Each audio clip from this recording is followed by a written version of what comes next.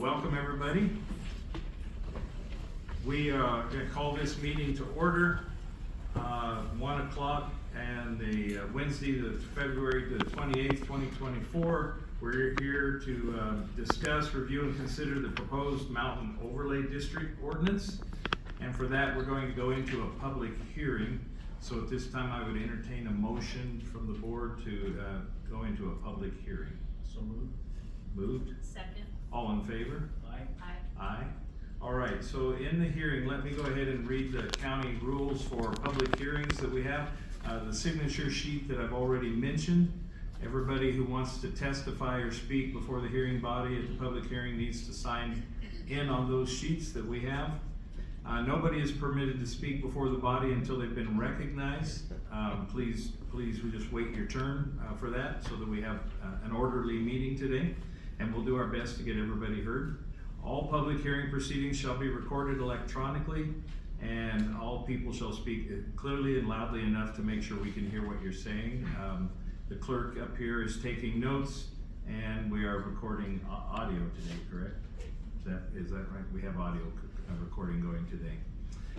Please do not interrupt the speaker. Any speaker who has evidence of any kind shall submit that evidence to the staff to be entered into the record. 4 copies of each documentary or photographic item. Dan, we already accepted all the evidence, right? Correct, other than what was brought in. What you brought in today, okay. People attending the public hearing, please engage in a respectful manner. Any action taken that disrupts the proceeding may result in removal. Once the chairman has declared the hearing closed, we will not be able to accept any further evidence or testimony at that time. Okay? Those are the basic rules of decency for conducting this meeting. For the agenda, the first thing we need to do today then is ask for a staff report from planning and zoning. So I'm going to turn it over to Dan and the team, and if you would go ahead and give us a staff report. Thank you very much, Dan Martinson, Planning Administrator. This is a petition for a new ordinance establishing a new title of Chapter 19 of the Shoshone County Code to be known as the Mountain Overlay District, to be in effect within the unincorporated areas of Shoshone County, visible within the approaching city of Wallace. I'm going to go through the course of proceedings on the technical side of how we got here. Our team of folks from Planning and Zoning Commission is here to also explain the process on how we got here and to explain the nuts and bolts of the actual ordinance itself. So this part would just be the boring part. Anyway, the City of Wallace and its citizens petitioned Shoshone County for protection of the hillside surrounding Wallace. On May 19th of 21, the Shoshone County Board of Commissioners resolved to adopt amendments to the County Comprehensive Plan and approved Resolution 2021-11, where specific amendments were made related to the adoption of design requirements for development on hillsides and mountains and provisions to be implemented to provide protections to the historic designation, natural environment, and mountains surrounding the city of Wallace by the adoption of a mountain overlay district. On or about December 22 and March of 23, after the city of Wallace adopted their own mountain overlay district, which is ordinance 2022-06, the Shoshone County Planning and Zoning Commission underwent deliberations of drafting a mountain overlay district ordinance in the unincorporated areas of Shoshone County around Wallace. Beginning in April of 23 through October of 23, monthly Planning and Zoning Commission meetings and workshops were held with county consultants HMH Engineering discussing preparing the county's proposed mountain overlay district ordinance.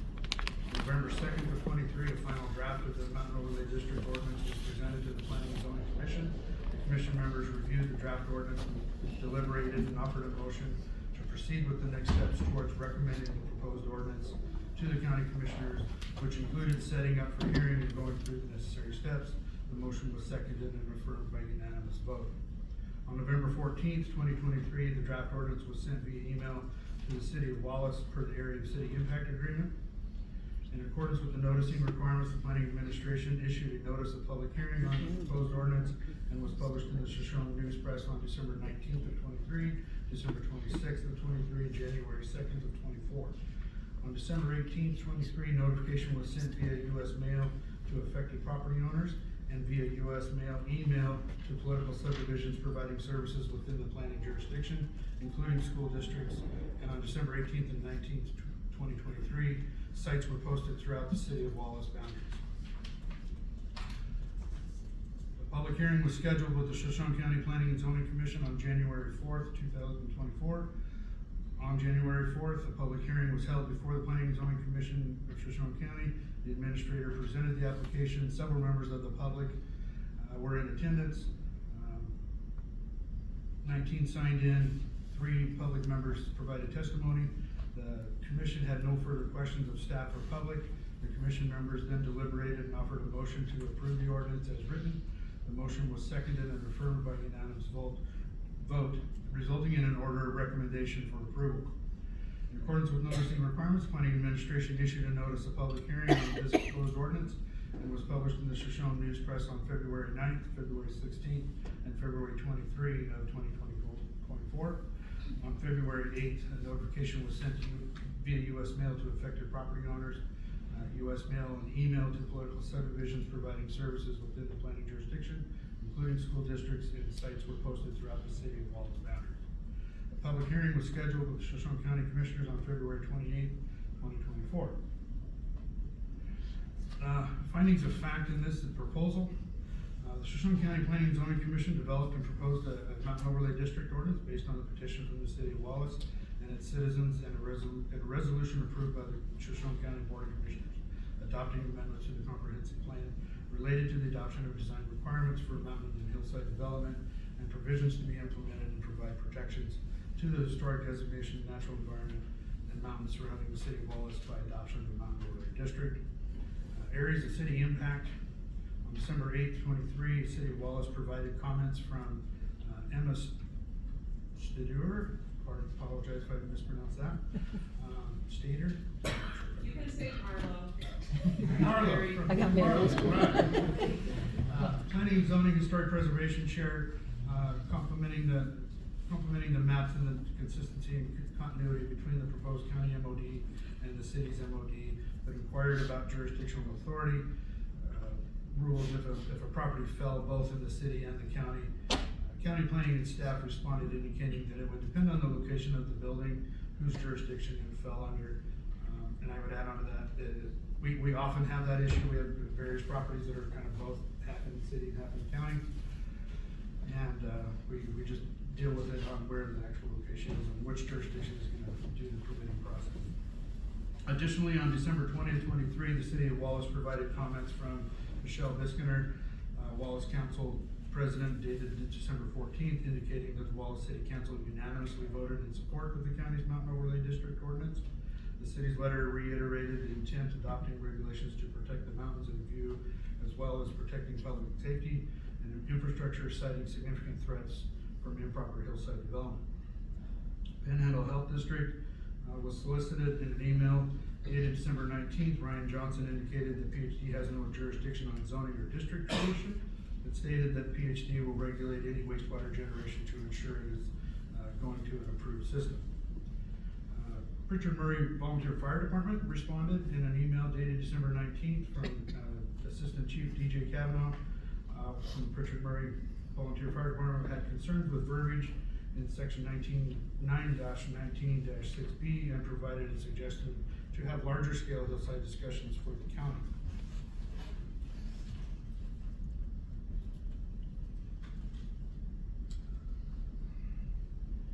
This comment box is from the P to Z for today. Okay, I'll make sure it's clear. As of the writing of this report, 1 public inquiry and 352 public comments were received, 66 of which were comments in support of the proposed ordinance, and the remaining 286 comments were data from previous applications for comprehensive plan and the City of Wallace MOD. 2 members of the public provided testimony against the ordinance during the Planning and Zoning Commission, citing concerns with the minimum 50-acre lot size, existing and future uses on parcels, and also concerns of spot zoning and government takings. Commission members and county consultant provided clarifying comments about the variance process. If a property does not fit in a category grandfathering with existing structures and building permits, and the overlay district boundaries not applying to entire parcels, some parcels may lay outside the district boundaries.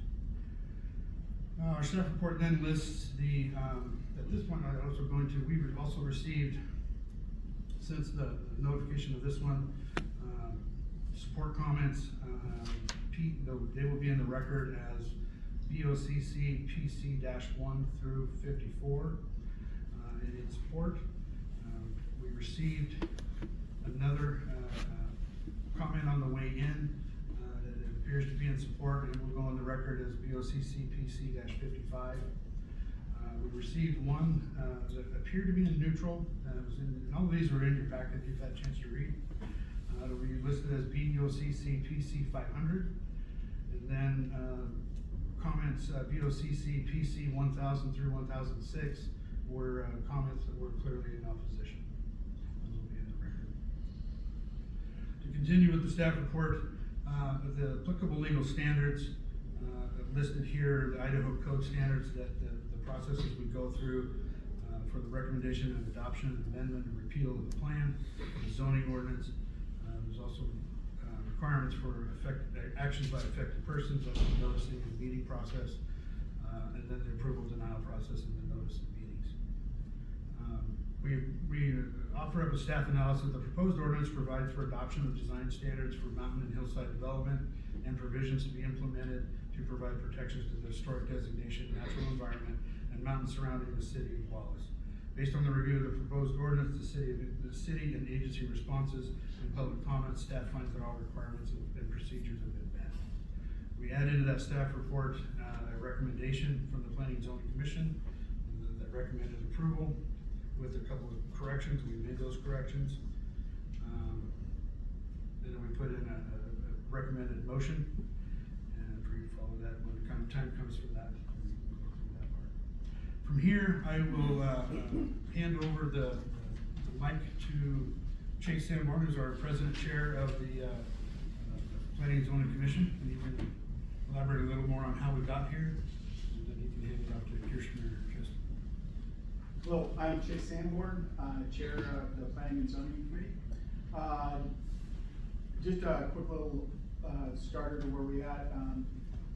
Right off the bat, I'd just like you to adopt, Title 9, Chapter 19 of the Mountain Overlay. And Dan did a good job in the staff report breaking down the dates of when we got rolling with this project and how we kind of got it formally moving forward. As we started working on this, and we reminded ourselves at almost all of our meetings that as the Planning and Zoning Commission, it was important to us to really value the Shoshone County's partners, and we consider one of the cities, the city of Wallace, to be a strong partner of the county. And so we wanted to really do a good job of coming up with a document that wasn't just theirs, not just copying what they did, that was gonna meet the needs of Shoshone County and still have the best desires from the city of Wallace. And so that's how we kind of always approached this as we went through it. So for almost 2 years, we did public workshops and public meetings in Wallace and in Osborne. We were able to utilize our planning and zoning staff, and we went through staff, and I'm sure this is why they all left us. And then we also got to use the county's legal staff, which were a huge help, and the resources of HMH Engineering. And we really believe that we came up with a good document that meets the needs of the city of Wallace, Shoshone County, and the individuals who are property owners in the area. And then just to close up my remarks before I introduce everybody, I just want to thank all the planning and zoning commissioners for their long hours and hard work on this. They're all volunteers, and we spent a lot of hours working on this. So I just want to thank all those people who were involved with this. And so next up, we'll have Kristen Voorhees, and she's going to go over a little bit about the mod and some of the landslide information, and then we'll have Justin Shaw from HMH really go over the meat and potatoes of this. Thanks, Jake. As Jake said, I'm Kirsten Voorhees. I am a planning and zoning commissioner as well as by trade civil engineer. I am also a 4th generation resident of this valley. 3 generations before me come from Mullen, 3 generations before me come from Wallace, and the Wallace entities resided on this South Hill here that is a part of this potential overlay. So what I'm going to talk about is, I'm going to lead in with the purpose and the intent of the mod. Because a lot of those questions really have evolved throughout the course of the 14 or so meetings that we have sat and labored over this document. And then I'm also going to present some information on the terrain in which we live in, and in which we reside, and how it affects this particular overlay, and how important it is to be aware of it and understand the nature of it. Where's the? I left it in my That's okay. office. Here, I'll just do it. Okay, so some of the information that. No, hold on. We're good. Okay. So some of the information that you're going to see from me, in particular, are some public sources for landslide information, the USGS landslide handbook, as well as some isopluvial rain maps that show you how much precipitation we get. It's a big factor, as well as an ITD landslide inventory database that was commissioned in 2017 and was performed and completed between 2018 and 2020. There's some additional landslide information that you will see, and some websites and the reference locations for this information in case anybody wants to do a deep dive into landslides, because it's probably the reason why I ended up in the career that I ended up in, but I do find it fascinating, and maybe you will too. The rest of this, the Shoshone County viewshed map, contour map, slope map, and the switchback grading exhibit will also be up here as Justin references those in his portion of this presentation, but they are also displayed around you and around this room for you to walk up and look at if you so choose at the end of the meeting. Go ahead. So, intents and purposes of this mod. One of the biggest questions we get is, why do we need a mod? Why do we need a mountain overlay? What is a mountain overlay district?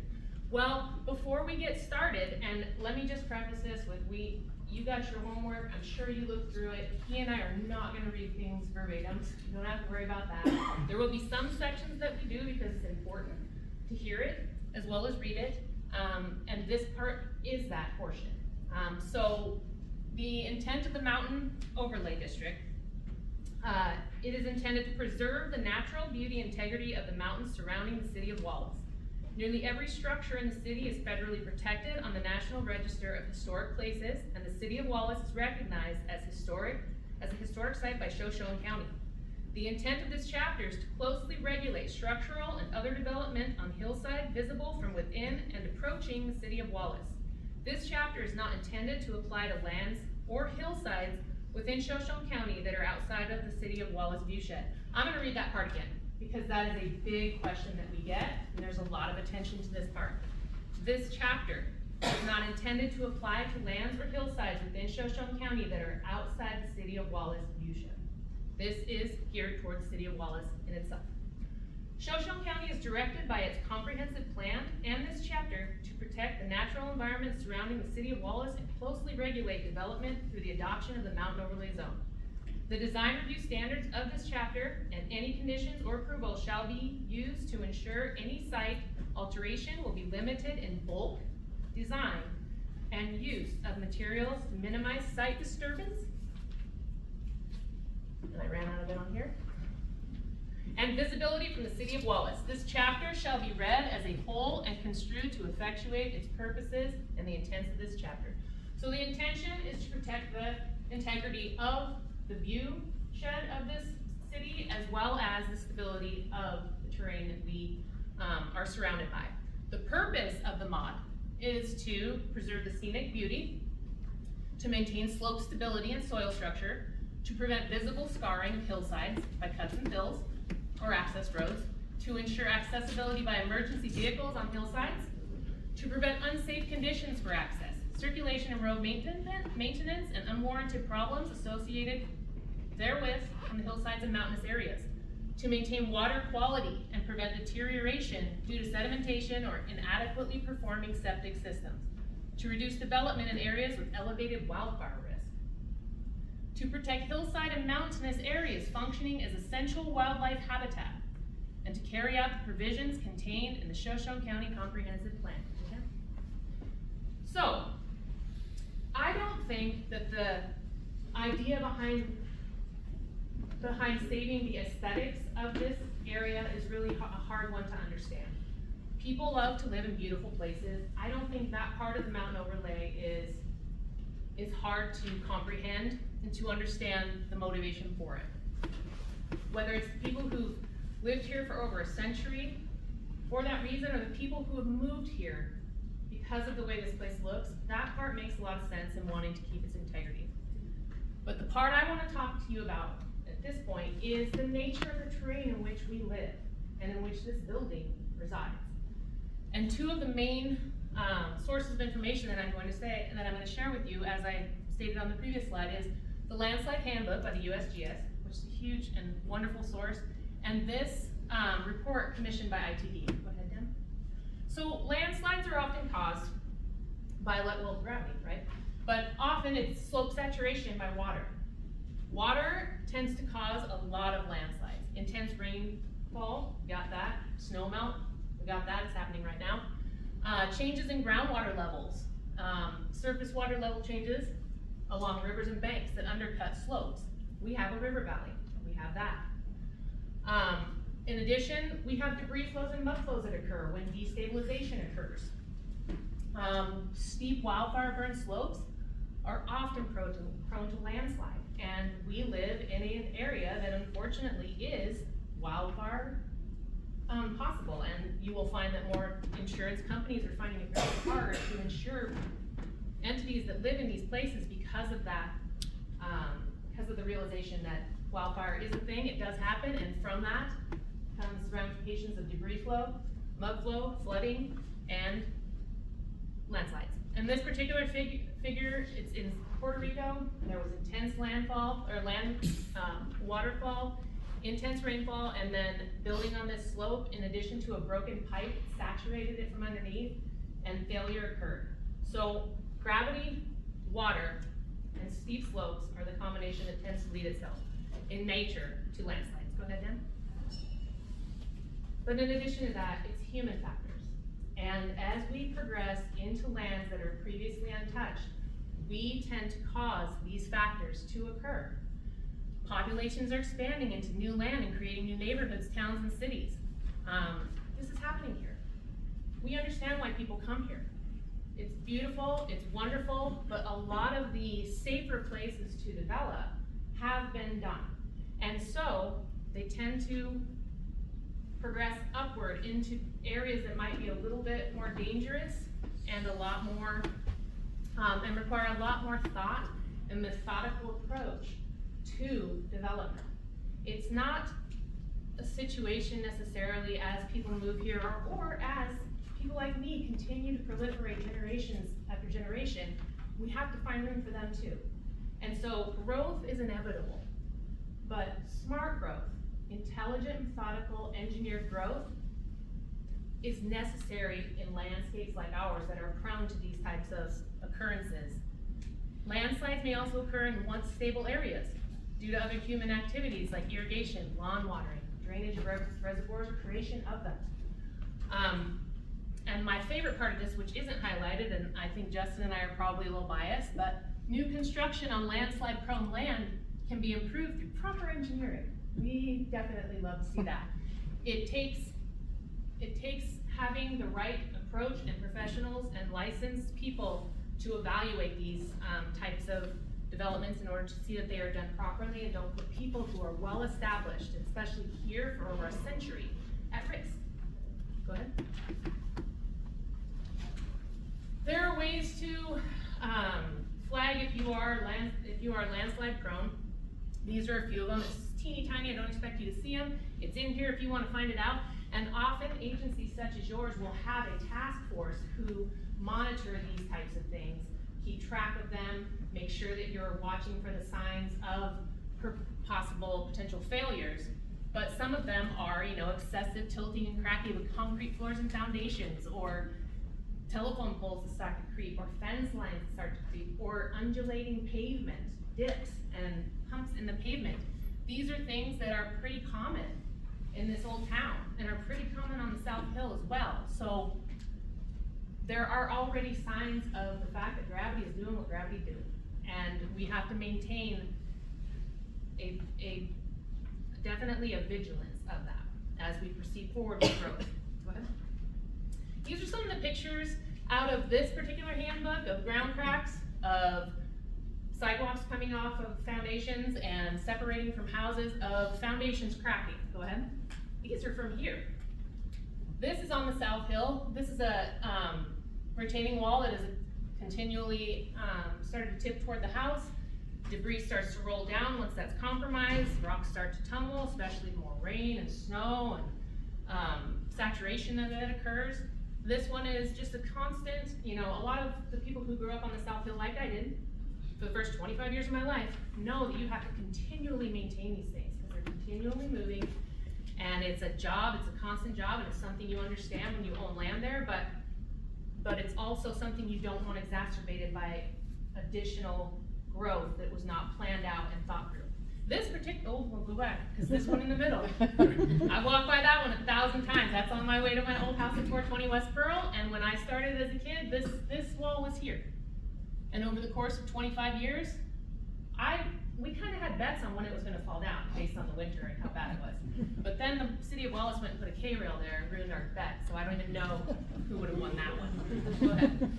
So this, some of you guys are probably familiar with this one. It's, you know, these are concrete walls, these are cracking. This is commonality here due to gravity, due to saturation, due to the nature of our valley and the terrain we live in. And this is it in the background of the Wallace Pool, which also was out of commission for a few years due to, from what I understand, because I was gone during this time, burst pipes underneath. Again, when you have broken pipes or water seepage, you end up with undermining conditions. In this case, walls cracked, leaks occurred, and there was a tremendous amount of money put back into this by some very dedicated people to get it back online. But this is the you know, effect of saturation and gravity. Go ahead, Dan. So, physical causes and triggers. Intense rainfall, check, we got that. Rapid snowmelt, we sure do. Prolonged intense precipitation, oh yeah, for sure we got that. Rapid drawdown, floods and tides, we don't really have a ton of that. Earthquake, yeah, we don't have the rollers like California does, but we do have rock bursts. And anyone who grew up here knows that one of those major rock bursts will slosh water out of your toilet. And I provide some of the portals to some of the mines up here that prevent rock, they're rockfall protection portals, and one rock burst will turn those into a crescent, and has. So those may not be rollers like the earthquakes that I experienced when I lived in California for a little bit, but they sure as heck are seismic charges, and they can get up to 4.5 on the Richter scale. So we do have movement, and we do have a fault line that runs through, even though it's dormant. But rock bursts are a commonality here. Okay, and then we also have freeze-thaw weathering. It's really hard on everything. It's hard on material fatigue. Freeze-thaw is a thing, and it can cause devastating effects. And then shrink and swell weathering. It's why we have low ratings on roads, the pumping action when it's so saturated that it just destroys pavement. So these are all things. Flooding that we have. Flooding is not necessarily an issue and hasn't been for a while through this area because of our infrastructure, but when you change drainage patterns above and confluences get heavier and more intense, that can change everything with the infrastructure that we currently have in existence right now. Natural causes, geological causes, morphological causes, how do we know? How do we know looking at there that is it susceptible materials? Are they weathered? Are they sheared? We don't. That's why we and the mod feel it's important to have anyone who is going to be disturbing land above have professionals who know how to go and identify these factors. That's where licensed professionals and the requirement of them is important. And then human causes. These are, you know, excavation, unstable earth infills, loading slopes incorrectly up at the top, where gravity pulls the hardest, drawdown and filling of reservoirs, deforestation, that's huge. Right now, we've got a whole lot of naturally occurring geogrid, holding materials on that mountainside. When you remove that, you also potentially lead that land to be unstable. And when you add water to that and gravity, that's when things fail. So it's important to have all of this, evaluated with care. Irrigation and lawn watering. You're adding water up top in a specific spot where it's always been very evenly conveyed by rainfall, and all of a sudden it's in one spot. It has to all be considered, okay?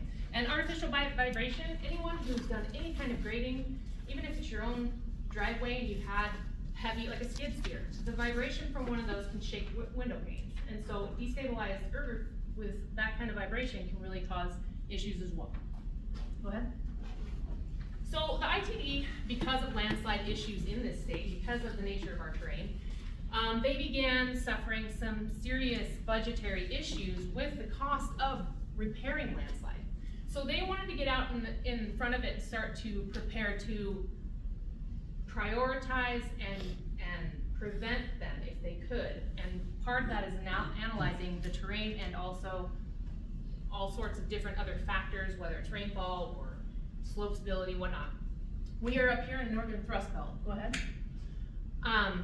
This report, like I said, was compiled between 2018 and 2020, so it's very recent. And the topography is rugged, steep, and the high relief can contribute to landslide hazards, and that is why they commissioned this. The tectonic uplift gave us the mountains. The drainage that ends up when you have mountains in the bottom gave us the rivers and the river valleys. And because of that incision, it's deep river valleys with steep canyons. That is where landslides proliferate. Idaho is pretty dry overall.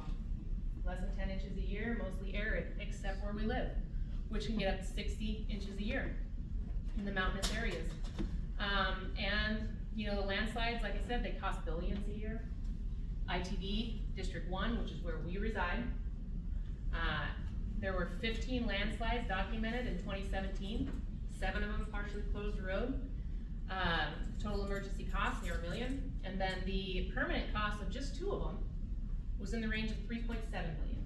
So ITD needed to get their act together and figure this out in order to either prepare budget-wise for it, because they're inevitable in some areas, you can only do so much, or to spend some money up front mitigating them so they didn't have to spend a ton of money on the back end cleaning one up.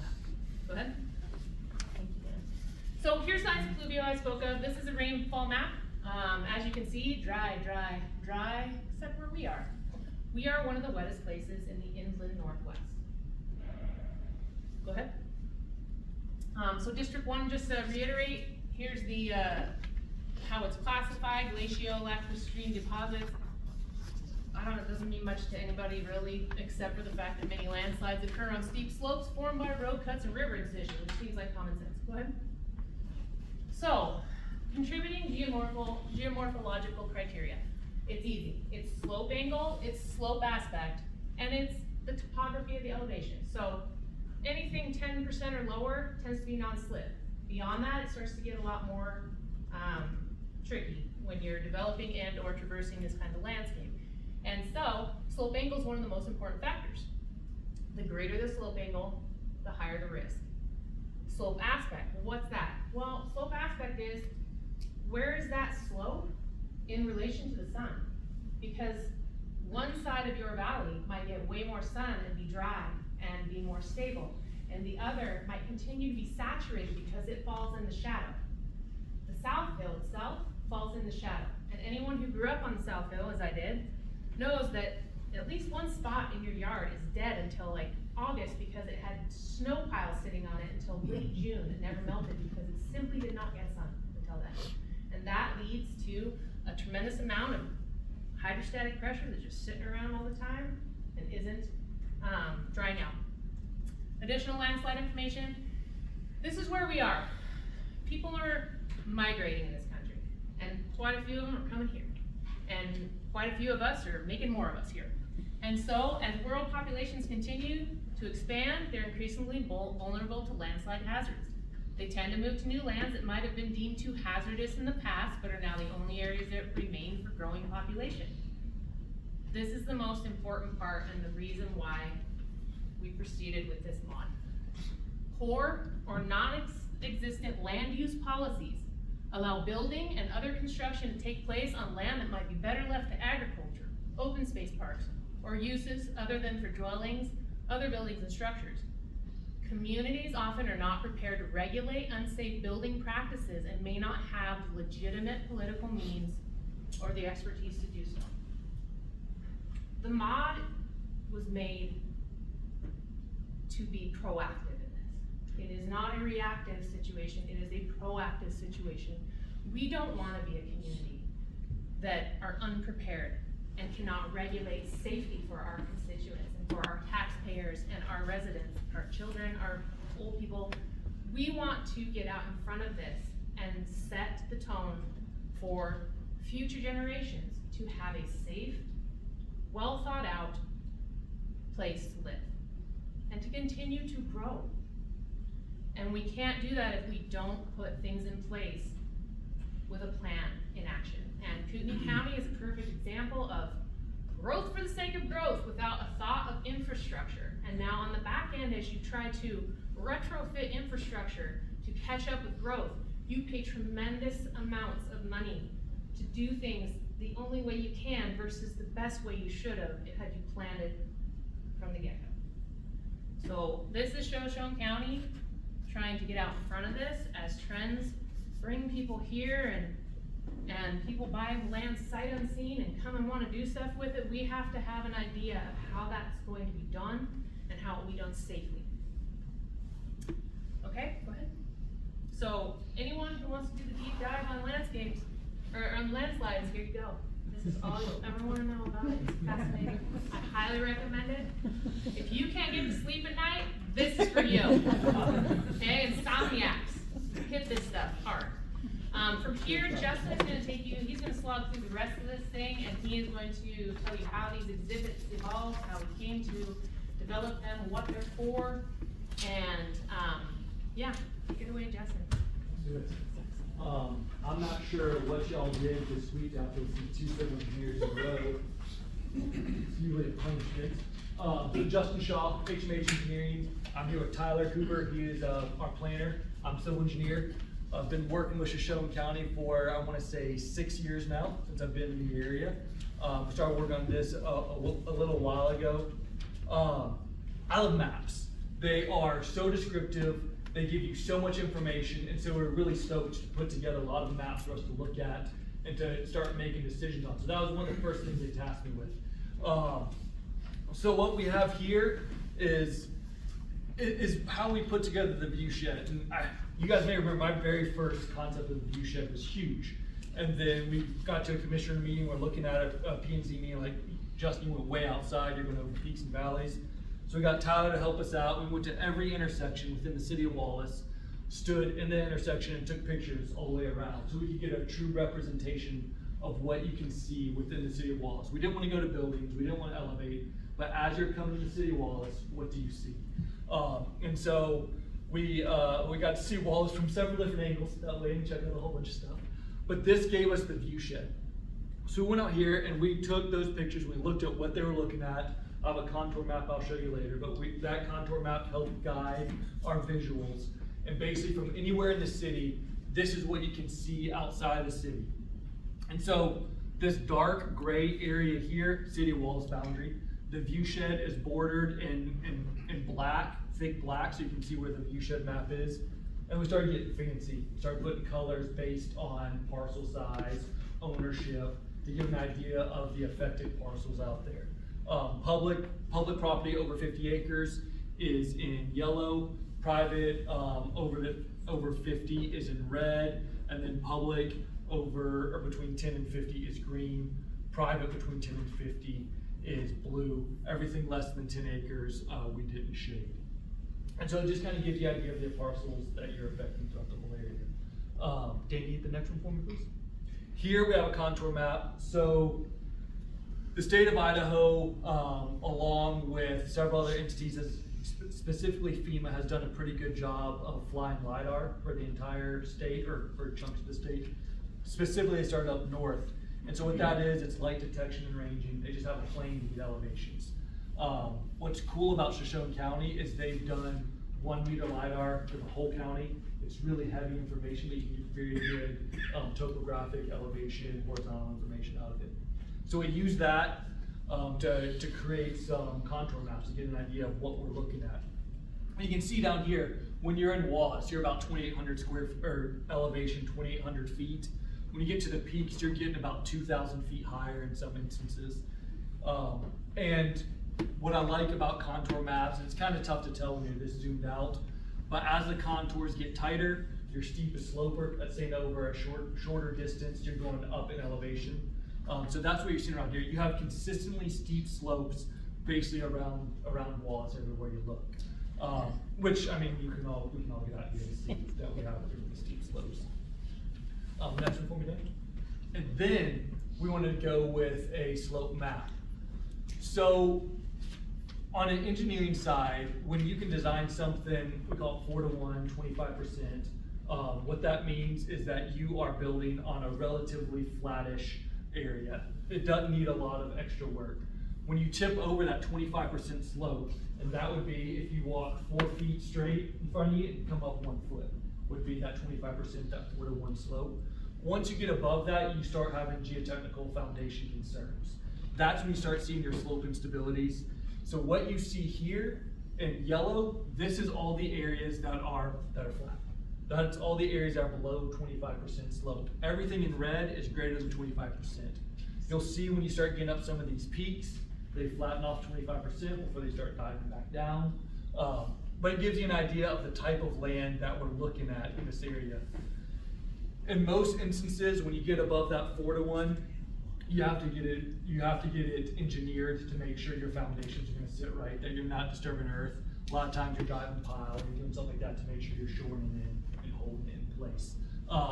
You're very much concerned with erosional effects due to construction. I'm working on a project with ITD right now, just east of here, and we're looking at impacts of drainage on steep slopes and how it's eroded everything out. And that's the kind of stuff that you're dealing with here. You have to design, you have to be conscious, you have to be very thoughtful on where you're putting your infrastructure and how you're going about it. And Kirsten covered that great, but this is just kind of a visual representation of it. And then I want to show y'all one more figure, and then we can start going through the MOD a little bit. This one is a typical design for just a square blob of property that is set at a 2-to-1 slope, and what it would take to switch back there, meeting current county codes, if you put the house in the middle. So you could always, the house could go here, you have a really long one, the house could go right up the road, you do it that way, but we wanted to do an average size lot with average slope, everything in the middle, just to get a general idea of what it would take to run switchbacks, meeting fire code to meet that house. And so you can see for this 50-acre lot, you are impacting, I want to say it's 15 to 17 acres of cut and fill to meet up there, meeting your slopes. You can minimize this by building walls, which are very visible from away. And so you can minimize these impacts by more engineered methods. But the intent of this was to just get an idea of, as you develop on steep slopes, it's not just the house that's the impact. It's everything leading up to it that is a fairly large impact, much greater than the house itself. And that can be mitigated by placement and everything. But I wanted to show you kind of what you're looking with here when you're dealing with steep slopes. I'm going to take a second real quick to go pull up the MOD so we can look at that. So if you guys need a water break or anything like that, feel free.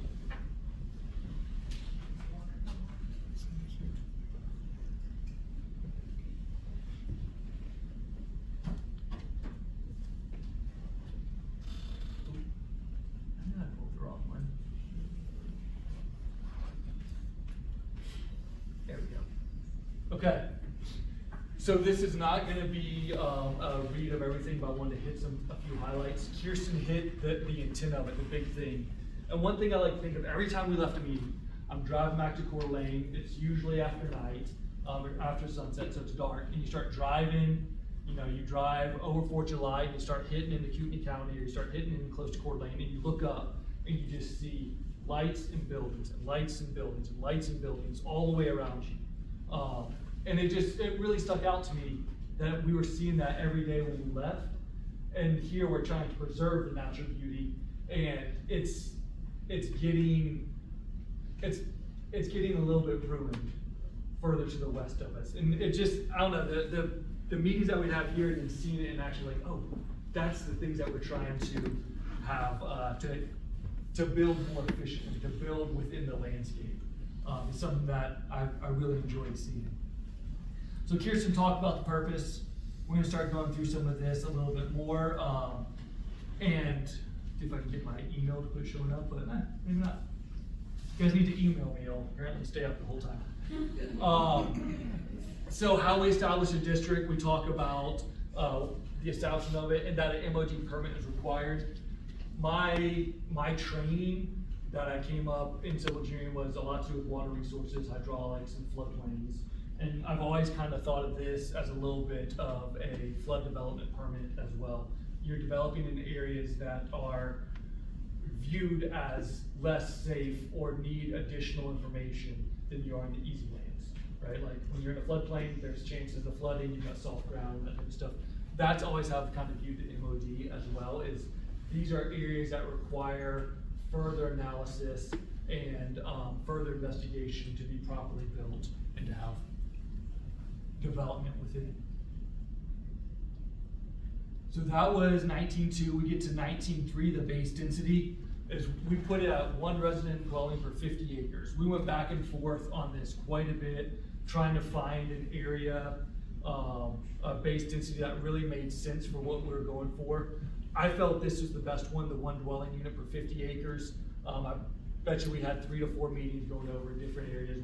We started off higher, worked lower, went lower, came higher, but 50 seemed to be a good field here. We've got a little bit of backup with that. Uses permitted, we have single family only.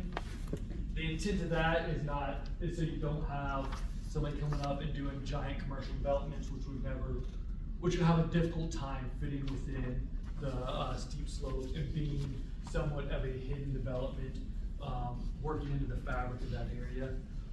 We do allow an accessory structure. This is one that took me a little while to see, to make sense of, but once we started talking more about it, the accessory structure, I wanted to put a footprint on it so it can't be this big. But the intent of this is not to stifle development just based on size or based on a little bit more arbitrary values. It's to base it on keep preserving the hillside. And so you could build accessory structures and houses of certain sizes as long as they meet the aesthetics, they meet the composition of materials, they don't impact the view shed. The structures and the accessory dwelling, or the accessory buildings or dwellings that you're building can be whatever size as long as they fit to within the look and feel of the overlay district. Outdoor storage, this one I got made fun of a lot. So I'm from Florida, right? And growing up in Florida, if you think about Florida, a lot of times what you think about is like, oh, there's stuff everywhere. Like my neighbors had 17 boats in their yard type deal. And so I really wanted to hammer the outdoor storage and try to prevent and reduce that. And we got talked down, but I think this handles it pretty well. That it is maintained in a clean, neat, and presentable manner and not visible from public vantage point. So you can still store a good bit up in the mountain overlay district. We're not regulating what you can and can't store. It's just that it can't be visible. So we don't obviously want a whole bunch of connexes right along the road that you can see from Wallace. If you do have a connex, it can be hidden somewhere back in the trees and still be usable back there. A lot of what we did, which I liked working with P&Z on, is how are they gonna make this enforceable? How are they able to use this code and actually apply it and not be a burden to them while dealing with landowners? And I think we accomplished that pretty well of pulling out this stuff that makes it almost code enforcement all the time It makes it more so on the front end as they're going through the permit process. So we have a lot of exclusions and exemptions. The biggest one is this only applies within that view shed. So it applies just with what you can see here. It does not apply countywide. It doesn't apply on the backside of these peaks. A lot of these parcels that you see, there's several that are wholly within it. A lot of them have land outside the view shed. So they just have a portion of it within the view shed. So if they're developing within the view shed, they apply to this. If their parcel that they want to develop is outside the view shed, it's just the standard Shoshone County development process there. They don't have to adhere to the MOD.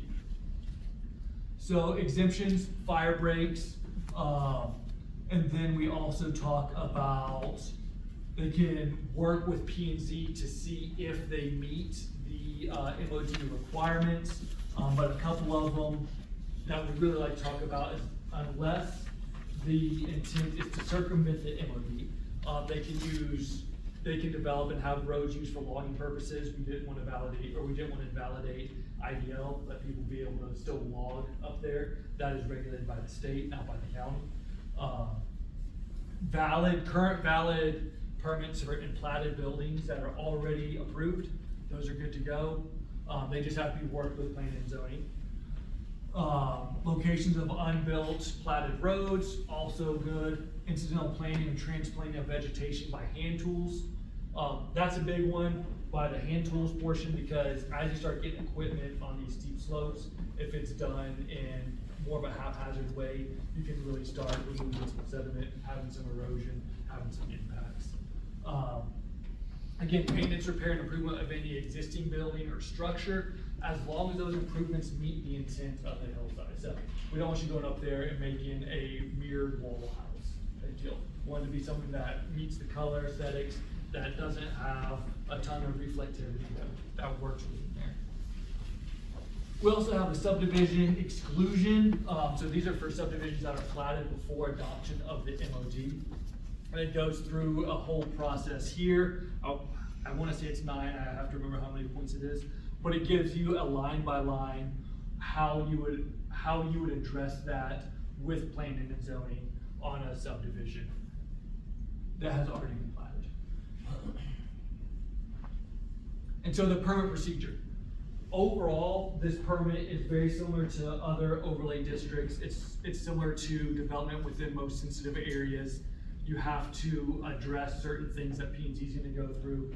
So P&Z would take the application that will be developed, and so they'll have an application at the office downstairs. Here, this list gives us what's going to be included, and that is also the typical, the names, what you're putting in there. But where it starts getting a little bit more requirements, what you're doing is a report including text designs and visual representations. What we want to see there is, how is this building going to be laid out? How's it going to be situated? What are the, what's the look of it? What are you clearing? Will you be able to see it from City of Wallace within the view shed? It also includes specific engineering, public safety, re-veg, site review, building, and other information demonstrating compliance with the design, description of the work to be performed, a graphic representation that's going to be in the report. But it is very similar to your site plans. It's going to be similar to whenever you get a house developed by an architect, they do the ISOs and the 3D view, so you can see what it looks like as opposed to just talking about it and getting the colors from that. One thing we have is including a plan for the control of noxious weeds. We see it everywhere. It's just something to keep in mind. We want to keep native plants native. We want to prevent non-native plants from coming in and taking over. So the slope and elevation analysis by an engineer or surveyor, and a report from a licensed engineer or geologist describing the risk of soil erosion, silting of the lower slopes, slide damage, flooding, severe scarring, all the geotech stuff. This is similar to what Kirsten addressed earlier. But basically, as you develop on steep slopes, just have a professional look at it and verify that that location, the intended development is appropriate for the location based on the geological conditions there. I mean, we see landslides. I think we're working on 2 of them right now. Those ITD ones, we worked on a couple of those my first year here. Every year we have a landslide throughout the area that you have to work on, and you're right, as an engineer, if you can get rid of water, everything's gonna last, right? But you start getting water and springs pumping out everywhere, they're gonna knock out roads and hillsides. PhD, Panhandle Health, looking at septic, the fire and ambulance, access. This is in part of the code, we wanna make sure that the fire trucks and ambulances can actually get up there. That is based on international fire code and city and county code to get there. And so just that they have written input from the emergency services that they can reach. We also have a wellhead protection note in there. So the applicant gets all their information, they submit to P&Z, P&Z goes through it, yep. They have all the check boxes, they're meeting the required submittals, then goes to P&Z. Part of that is we wanted, as a group, as we're looking through this, we wanted planning and zoning, the commission to take a look at every one of these that comes in. So that way it's not just up to Dan and Trish and the planning department to make these yes or no decisions. It is up to P&Z to look through everything that's been submitted, to go through it, and to dig in and have a public meeting involved in all of these. So it'd be very similar to a conditional use permit, where all this would be presented to P&Z, and they'd be able to work with it that way. It gives a layout of what is a timeline, and then also that P&Z, some of all their other stuff can approve with conditions, deny, and there's another one up there. Oh, no, them all. Okay, so those 3. And then we talk about the design standards of evaluation as part of that. And so we talk about what's there, the visibility of the site. Very few of these are gonna be located within the 100-year floodplain. They might touch on the fringe. Little bit of wetlands potentially, but you start looking at landslide and avalanche hazards. We wanna talk about the existing conditions on the site. Visibility of the site alterations as viewed from the city of Wallace. This is a map, we've made it in GIS. All this information will be available to Shoshone County Planning and Zoning Commission. So they'll be able to take these maps that we have, put it on there and cite where the folks are wanting to do their development and see what those impacts are. We talk about visibility, and the one thing I want to say is the maximum bulk of structures shall be hidden or minimized by design, landscaping, and siting. Landscape shall blend harmoniously with the surrounding area and shall not create excessive contrast with the surrounding area. Again, the intent is you look up there and you don't see development. You see a natural hillside, tree vegetated. You don't see the giant houses with the lights, everything cleared around them. And the focus is on the natural beauty. The focus is not on somebody's house or development out there. So here we talk more about the site alterations, any grading and excavation, rehabilitation due to natural circumstances. We just start going through different things that need to be addressed. One note, proposed building or other structure shall remain below the skyline and shall be sited in such a manner as not to create a silhouette.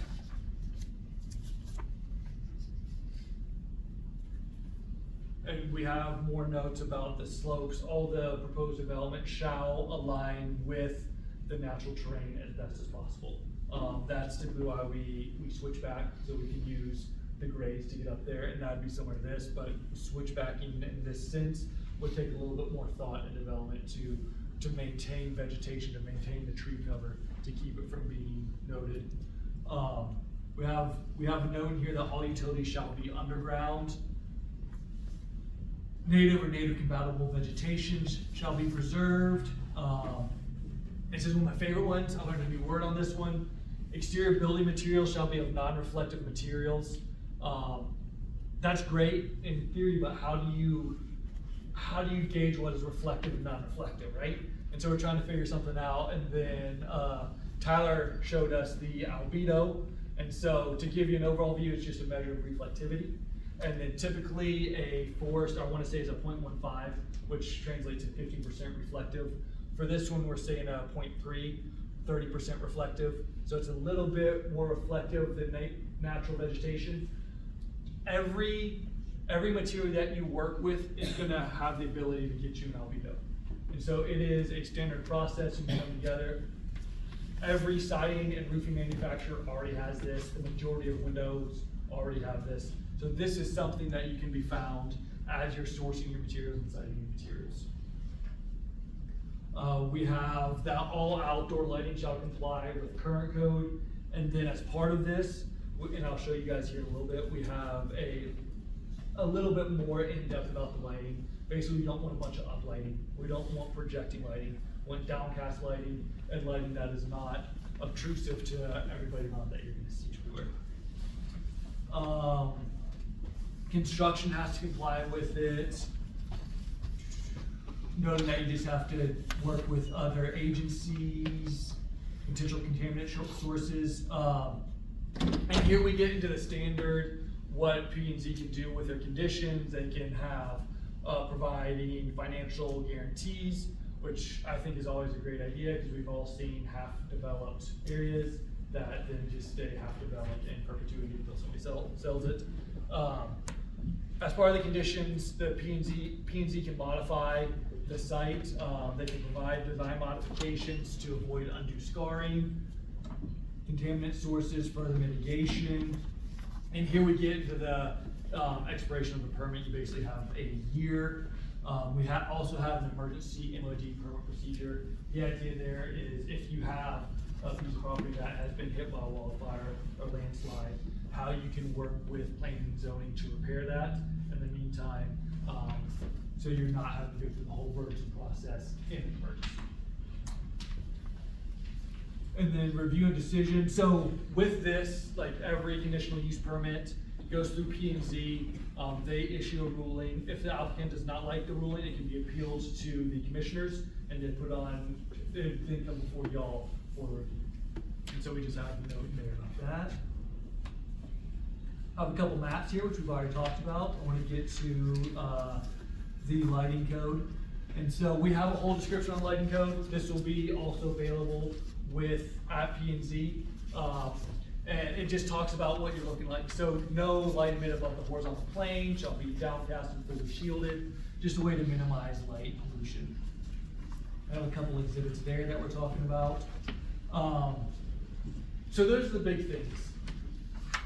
The view shed, the map of where this is going to be applied, and then what we're applying here. And so we talk about both of those. We've got backups for those reasons, or for those for the maps that we've made. We have the code here. I'm trying to think if there's anything else that we can discuss that would be helpful for this right now, but I think we've covered it all between us three. So yeah. Anything, Kevin? I think the holiday lighting. Oh. Brought up quite a bit. Holiday lighting gig. So we're big holiday lights fans. So we start in like Halloween, and we're still got a little bit of lights up right now. And so we discuss holiday lighting. And what did we end up writing on that one? Yes. Yeah, we wanted to restrict it, but we decided to be festive and allow holiday lighting in there, as long as it's not crazy holiday lighting. You can't have a laser show. You found the line.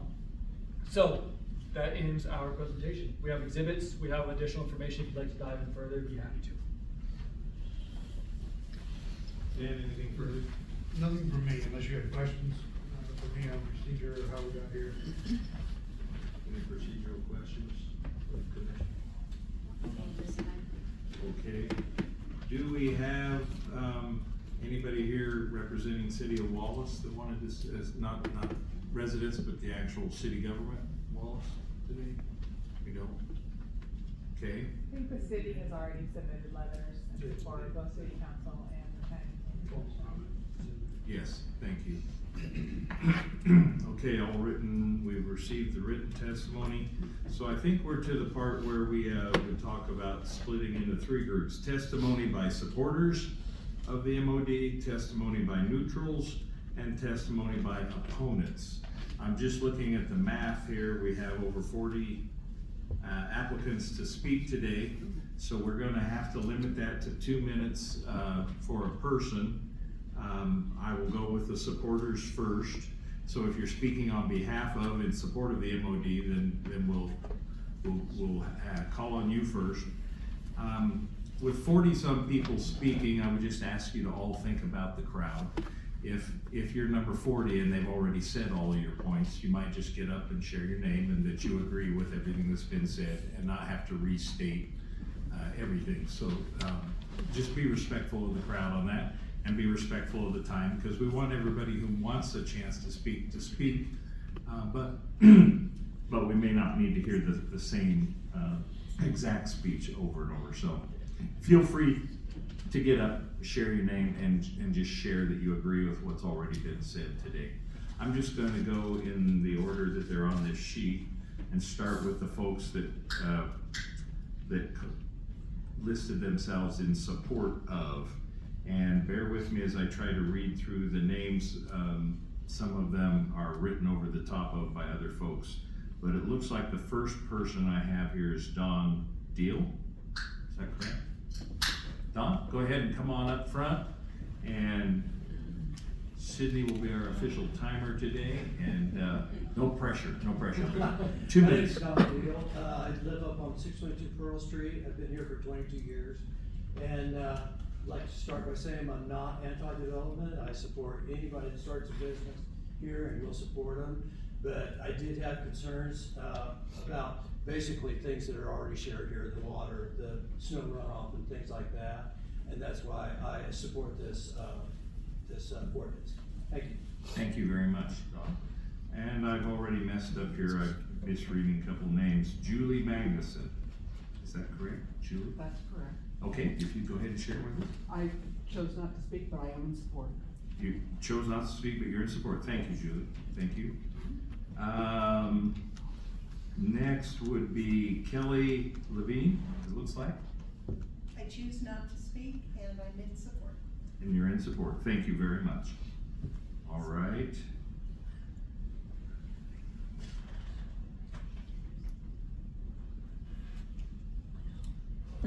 We're working on it.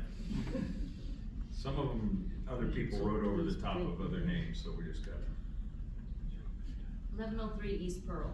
No, that's not me, sorry. No. You just did great. That was the yours. address. Yours I got. That was the address, I can't read the name. 1103 East Pearl Wallace, but we can't read the name. Oh, that's Dad. He's not speaking. Not speaking. And he's in There might support. be some confusion. I think that last column, people put yes or no if they wanted to speak or not. Yes. I think Yeah. people were Oh, signing up okay. and showing that they were here. Okay. And whether or not they were in favor of or opposed. Thank you. Some did that and some did other things. All right, so let's see. In support, I'll try to go with the ones that mark that yes, they want to give testimony and support. We have several here. Now I'm required to read 2 separate lines of data and compile them. This is more challenging. I have Kevin Picklet. Yes, sir. Commissioners, I'll waive my right to speak, but I'm in support of the model. In support, but waiving your right to speak. Thank you very much. Support. Lots of support. Oh, let's see, would like to speak. Mindy Beaner.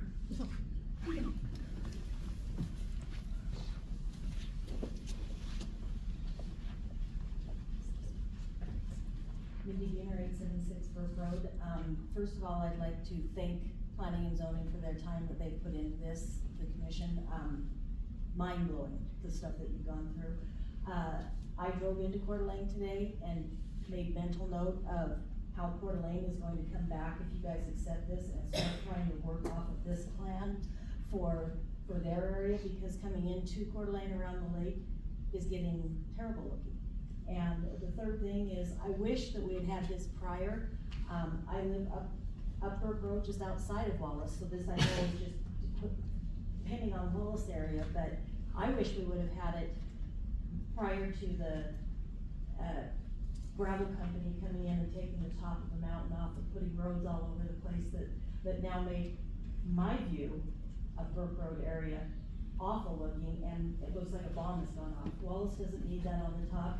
We've had hill slides come down off the south hill before that have been repaired in the past, and proactive is way better than reactive. Thank you. Thank you, Mrs. Beaner. All right, Courtney Freed. A lot has been said already by, my name's Courtney Freed, for having this today. A lot has been, I don't wanna reiterate a lot of what the commission has said. I was gonna make points though, about, how long this community effort has been in motion. This did start 4 years ago, before you were elected, so I was gonna give a little background. Much of that has already been given. Because when this community effort started, there was no policies in the comp plans to provide for hillside zoning.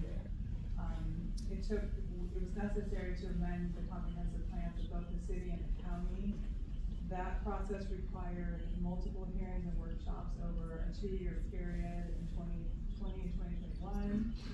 As Dan said, in 2022, the city of Wallace enacted its own mountain overlay ordinance and asked that the county work towards same. 2023 and 24, county PC held 14 public meetings and workshops and has already held a hearing on this. So that brings us to today, the culmination of 4 years of hard work by the public, the city of Wallace, and the County Planning and Zoning Commission. Public support has obviously been overwhelming for this proposal. Over 350 comment letters and support has been submitted to both the county and the city, encouraging decision makers to put measures in place to govern hillside development around Wallace. And turning to the merits of the overlay, I think the reasons for adopting the overlay are many. Obviously, public safety is probably the most critical. We have hillsides that are moving. All you have to do is drive along the South Hill or walk up King and Queen Streets to see bulging retaining walls and serious earth movement. It is a constant battle to hold the mountains back. The fact that there is no infrastructure above the city limits right now, no access roads, no water systems, no sewer connections, no electricity, present a multitude of development problems. Erosion control, sedimentation control, maintaining water quality, emergency access, and increased threat of wildfire from new development are all valid concerns that are addressed by the mountain overlay in a clear way for developers to follow. I think it's important to point out that this ordinance does not ban or prohibit development, it just puts sensible guidelines in place in the event that developers do choose to develop above the city limits. And also that it applies to all the mountains around Wallace. It's not singling out a certain area. This is a organic application around all the city. And I do feel that this is a legacy issue for you. People have been enjoying these hillsides for centuries. In 1908, a magazine writer who visited Wallace described Wallace as, quote, a veritable little jewel of the city, set snugly in its beautiful velvet case of green-clad mountains, end quote. So what are we leaving behind for future generations to enjoy? Development pressure in our county and Wallace has never been greater. Leaders and decision makers need to be proactive, not reactive, about guiding orderly future development. If we don't put reasonable policies and controls in place now, we will have no controls later. So I do encourage the board to take this step in protecting Wallace's iconic landscape by following the recommendation of County Planning and Zoning and respecting the will of the people. I therefore respectfully request that you adopt the mountain overlay ordinance into law. Thank you. Thank you very much. All right. Let's see. Going down the list. Michelle Biskiner? Did I pronounce your last name right? You did. Okay. I just wanna say that I do support the mod. I'm on city council. I've already written a letter, so I don't think I need to state the same thing verbally here. But I encourage you to adopt it. We need to be proactive. Thank you. Thank you. Okay. Let's see, Amy Lynn.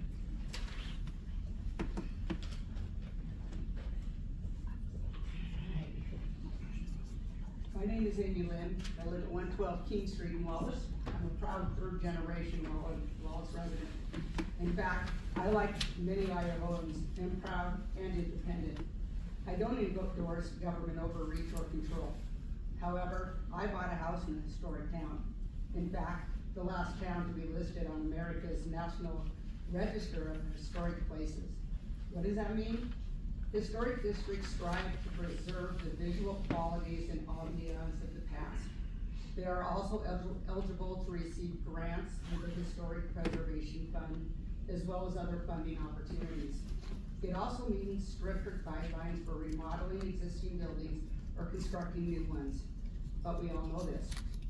We know it because our town's historic designation, we have rules and guidelines we must follow.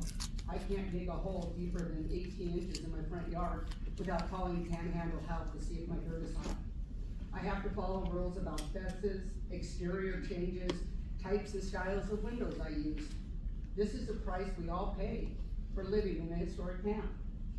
The mountain overlay document before you is not only well written, as County Planning and Zoning held public meetings every step of the way, but it is a much needed document to set guidelines for future development on the hillsides around Wallace. Not only to protect the town and the people from unsafe building, but to make sure Wallace stays on the historic register. You can't separate the mountain setting from the valley. The mountains complement our town and its character. This is not government overreach. Guidelines apply to everyone who buys or builds in a historic town. I'd like to thank Planning and Zoning for working so hard in drafting this document, for protecting our town, for understanding our history, and making sure that while Wallace moves forward, we don't lose sight of what makes us so unique. I'd like to thank them for understanding how our history and the ambiance of the time long ago is what brings people to our town, and destroying that is unconscionable and irreversible. I would like to thank the Board of County Commissioners for the opportunity to speak today, and I hope while none of you do live in Wallace, as custodians of our county, you'll love our town as much as all of us do, and take the necessary steps to protect it. Thank you. Thank you very much. Okay, Chris Bishop. So I'm gonna read all this. I know you guys are getting sick of seeing these stack of letters that pops up every once in a while, but really, just about everybody sitting here, the voices are in here. The voices have been carried forward for the last 4 years to all of the many hearings that we've been going through, and I wanted to thank everybody in here. And I never thought that landslides and dirt would be so interesting, so thank you for that great presentation. And I know you guys aren't from here. We think Wallace is pretty special. We hope that you think it's as special. We tend to fight for our town, and I have never seen a community come together for a cause like this since the state threatened to destroy our historic buildings for a new freeway. People are drawn to this town because of its beauty and backdrop to the historic houses and buildings. Over the last few years, Wallace started making lots of lists, such as top 10 small towns to visit, most unique towns in America. It's even been mentioned in Sunset magazine. Wallace makes these lists due to its unique history and setting. Wallace is most often described as nestled in the mountains, surrounded by lush pine trees. One source recently reported that movies such as Dante's Peak and Heaven's Gate were filmed against the beautiful backdrop of downtown Wallace and the surrounding forests. That same source goes on to express that today, Wallace is predominantly a tourist town. People are drawn to the area by the towering mountains and access to public lands. The mountains are Wallace's biggest asset, and we want to protect it. We don't want to look up at massive trophy homes that wreck our ridgelines and night skies. People live here to be away from that. We just want to enjoy our little mining camp. One of my classmates told me that when they come back for reunions and other Wallace events, they want to sip their beers under the dark green background, not a bunch of huge excavation sites for homes dotted all over the place. This is no different than any other ordinances, but we all have to live by ordinances. This has been a 4-year-long process. I would like for you to pass this ordinance so we can be assured protection from future overdevelopment and irresponsible developers. Thank you. Thank you very much. Okay,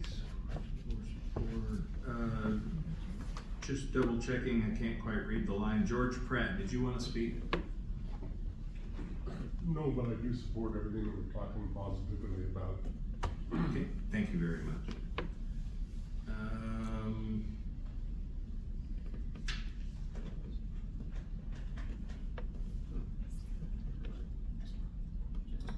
John, you Yule, and you didn't list support or not, so, I've already said my thing on last. okay, thank you. Nita Stevenson, did you want to speak today? No, but I support it. Okay. And Emma Marlowe? Hi, formerly known as Emma Stevehar. I'm here as a resident of Wallace, but I'm also the chair of the Planning and Zoning Commission for the city of Wallace. We work tirelessly in our effort to institute this in the city of Wallace, and I am so proud of the county group for doing the same. It's not easy work, and also for our legal team who shows up at lots of meetings and puts in lots of work, and has brought to you something that is so well-grounded and so well-prepared that you will not regret passing this. I strongly encourage you to do it. This is a big win for you. It's a big win for the county. It was a big win for the city. You have not that many opportunities to do something that is so welcomed and so asked for. So take it. Do the right thing. I am not from here, like many of the people who have spoken today. I moved here, but there's a real big reason that I live here. I remember Julie Magnuson saying to me once that I wouldn't live here if a highway ran through here, and that's very true. And I also wouldn't live here if it was surrounded by condominiums and mini mansions, and I've seen other places that I live go that way, and I don't want that for where I live. I own 2 homes up King Street, and I love where I live, and I am so happy that there's so many people who do such hard work to keep it like it is. And so while we continue to develop, let's do it in a correct, prosperous way that benefits everyone, and I think this is a big part of that. Thank you for being here. Thank you for your consideration. Do the right thing. Pass the ordinance. Okay, now, doing the best I can to read this list, that's everybody who listed support that wanted to speak. Is there anybody else who wanted to speak in support that I have missed before I move to neutrals and opposed? All right.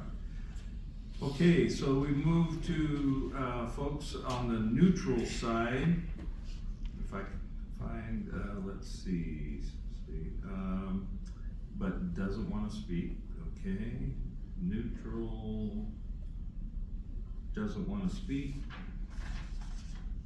Support, neutral, does not want to speak. Neutral, okay, this one's a question mark.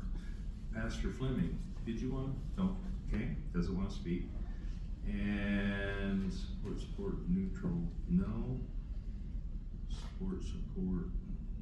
I don't believe that there are any neutrals that wanted to speak.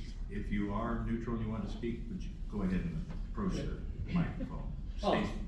State your name for the record and.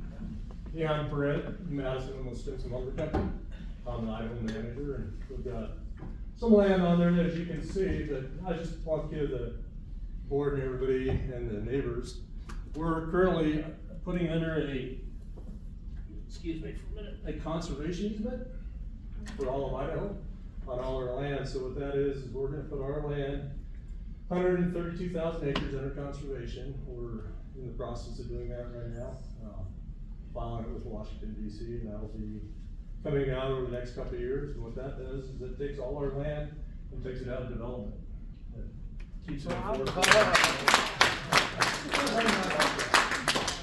what it does is it takes all our land, puts it into the conservation, can never be developed, and will stay under working forced. And so the one thing I'd ask around here is you got a lot of dead and dying trees that need to be managed, and under this plan, I know you guys got some stuff that talks about it, but that's the thing, if you wanna keep this area nice and green and beautiful, I'd recommend, you work with your state agencies and the BLM to make sure people are keeping their lands free of dead trees and stuff, but I might enjoy hearing about conservation. Would love some support on it. Thank you. No, that's all that. Thank you. Okay. I double check, I don't see anybody. City of Shelley, 601 Pearl Street, Wallace, Idaho. You know, I've been living in this area for over 30 years. I'm sorry, could you say you're neutral? Yeah. You, okay. And I didn't wanna speak, but I decided to. Sir. Not you, sorry. Sorry, Yeah, sorry. we had a little competition. I was trying to make it better if you speak. Thank you. And, I've been over 3 decades here, and I've seen how things have stayed the same and how they have changed. And one of the main reasons why my parents and I love this area and lived for so long here is because of the nature and the unchangingness of it. And I wouldn't like to see too much change here as well, you know? There was one major thing that bothered me substantially in the last decade plus, and that was this back mountainside, which was so nicely filled with lots of trees, and then it was kind of partly clear cut. It looked like, you know, when you went down the freeway and you saw it, it stood out, you know, and it marked the entire scenic view around the town. And I hope that this ordinance is going to be something that will help in not letting such a thing happen again. To preserve the visual quality and the integrity of our historical heritage and past, but also to make sure that the aesthetic beauty remains intact. Thank you very much. Thank you. Do I have any other neutral folks that wanted to speak that I've missed on the list? Okay. We move to, at this point, I see nobody on the list that wanted to speak that was against the measure. If you are against the MOD and you want to speak, would you let me know that right now? Okay, seeing none. All right, we have our testimony, and then we'll have a chance for rebuttal, although we didn't have any much to rebut, but we'll turn that back over to the staff report folks and team. Do you have any final summary comments or rebuttal that you would like to make? I don't have anything. Do you have anything? Not unless you guys have any questions for us. Do we have any questions from the commission at this time? Yeah, I have one question.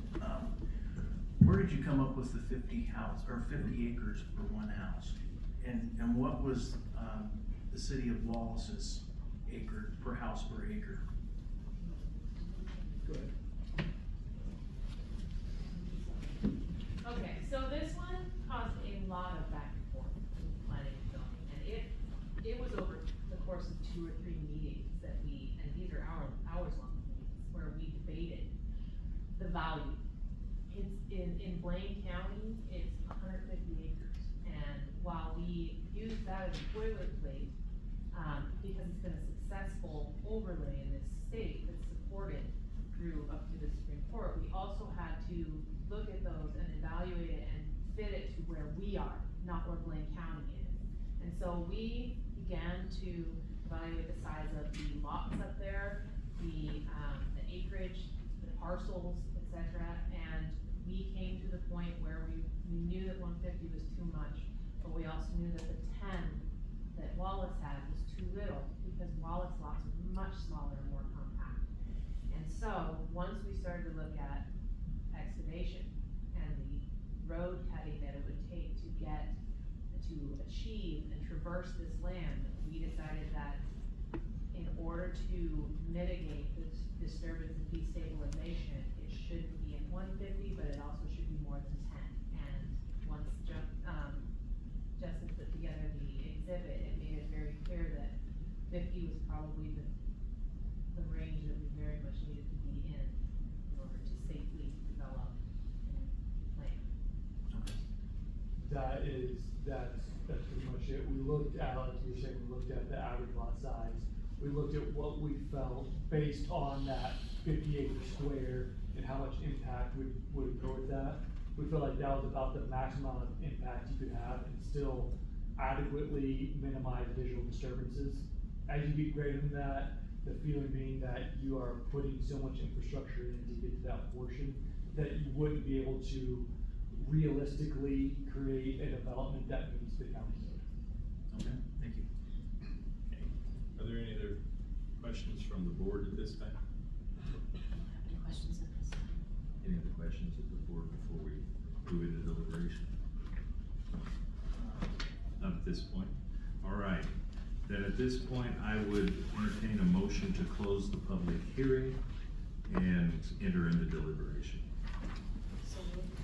It's been moved. Seconded to close the public hearing. All in favor? Aye. Okay, so we will not take any more testimony at this time. We're here for deliberation. Do any of the commission want to share any thoughts or concerns at this point? I want to thank everyone's effort that went into this over the years and everyone's passion for the support. It's quite a bit. There are just a few things that I would like to consider before making an immediate decision. No, I do also appreciate the public coming in today, that's really important for us to get public opinion. And at this time, I'm not really ready to make a final decision. I would like to have a little bit more time to review this and make my final decision. I would like, I think it'd be appropriate, just a round of thank you for the P&Z and all the volunteer hours that have gone into the research on this. So thank you, P&Z. One of our members has expressed a desire to have a little more time, that we want to look at this. Would that be your feeling as well? Yeah, I've a lot more reading to do to got through a lot of it. Okay, and I think I would like to talk to legal about a couple of questions and do a little research, so I'm looking at the calendar, and 28th.